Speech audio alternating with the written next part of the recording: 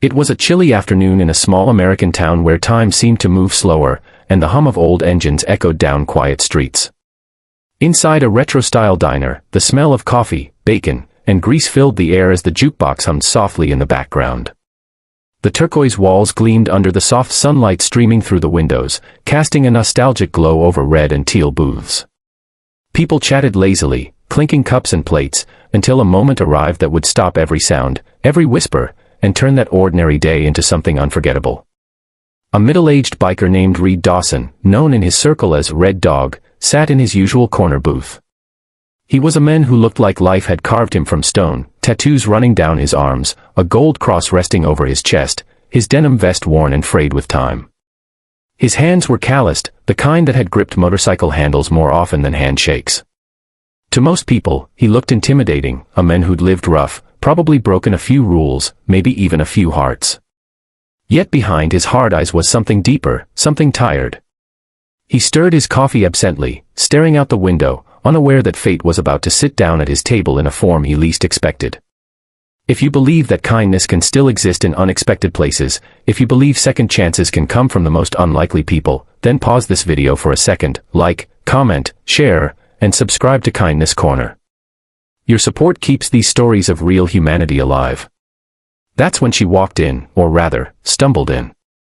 A thin woman, maybe in her late 20s, wearing an old gray sweater that hung loose over her frail body. Her jeans were torn, her shoes mismatched. In her arms, she held a little girl, no older than 3. The child's hair was tangled, her cheeks pale from the cold. The mother's eyes scanned the diner quickly, not for a seat, not for a menu, but for something else, for a sign of mercy. The waitress behind the counter gave her a cautious glance but didn't move. Customers turned their heads briefly before going back to their meals. Only Reed noticed how tightly the woman held her daughter, whispering softly to keep her calm.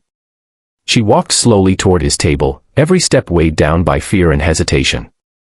Then, instead of sitting, she lowered herself to her knees beside the table, a gesture that caught the attention of everyone nearby. Her voice trembled as she looked at the plate in front of him. The biker had barely touched his fries and steak, and steam still rose from his coffee cup. Her lips parted slightly, her hand trembling as she pointed toward the food. "Can I take the leftovers, for my daughter?" she whispered. For a heartbeat, no one breathed. The chatter stopped. Even the jukebox's hum felt distant. Reed stared at her, speechless. The child in her lap pressed her face against her mother's chest, clutching the thin fabric of her sweater. The woman's eyes were red, not just from hunger, but from the humiliation of asking. Reed looked down at his plate, then back at her. He could feel something shifting inside him, something he hadn't felt in years, guilt, compassion, maybe both. Reed had been many things in life, a fighter, a wanderer, a man running from mistakes that had once defined him. But at that moment, seeing that woman kneeling on the diner floor, he was reminded of something he'd tried to bury, his own past. Years ago, he'd lost a family. A wife who couldn't take the chaos anymore. A little daughter he hadn't seen since she was 5. He didn't even know where they were now. Every night, when the engines went quiet, he'd see that little face in his mind, wondering if she ever missed him. And now, here was this woman, asking for food not for herself, but for her child, the same way his little girl might have needed help once, and he hadn't been there.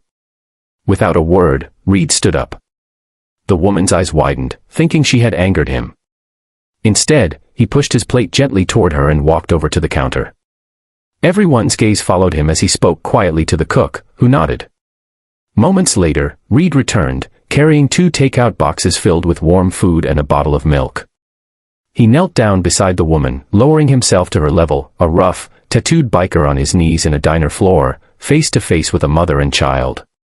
"This isn't leftovers," he said softly, his voice steady but full of emotion. "This is fresh. And there's more for tomorrow." He placed the boxes in her hands, then reached into his vest pocket and pulled out a small folded bill, enough for a week's worth of meals. The woman's lips quivered. She looked down at the food, then up at him, tears spilling over her cheeks. Why would you help me?" she whispered. Reed looked at the child nestled against her chest and said quietly, "Because once, I couldn't help mine." For a long moment, there was silence.